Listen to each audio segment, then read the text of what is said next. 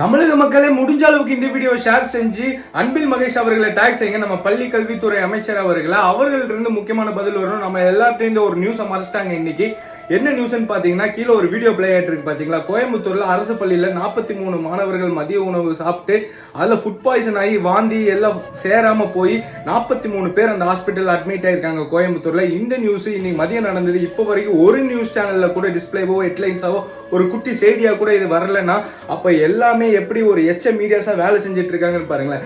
பள்ளி கல்வித்துறை அமைச்சரே, உங்க பணி சிறப்பா இருக்கு, தமிழகத்திலே பள்ளி கல்வித்துறை வேற லெவல்ல இருக்குன்னு ஸ்டாலின் சார் பட்டெல்லாம் கொடுக்குறாரு.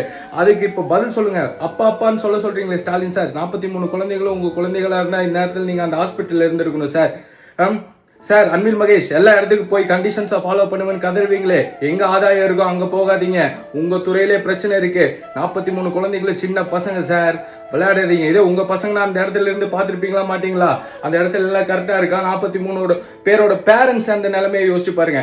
மக்களே, இந்த வீடியோ முடிஞ்ச அளவுக்கு ஷேர் பண்ணி கீழே அவங்க ஐடியை டேக் பண்ணி அவங்கள்ட்ட இருந்து பதில் வராம விடவே கூடாது. இதுக்கு மீடியாஸையும் டேக் பண்ணுங்க, சன் நியூஸை டேக் பண்ணுங்க முக்கியமா. நன்றி.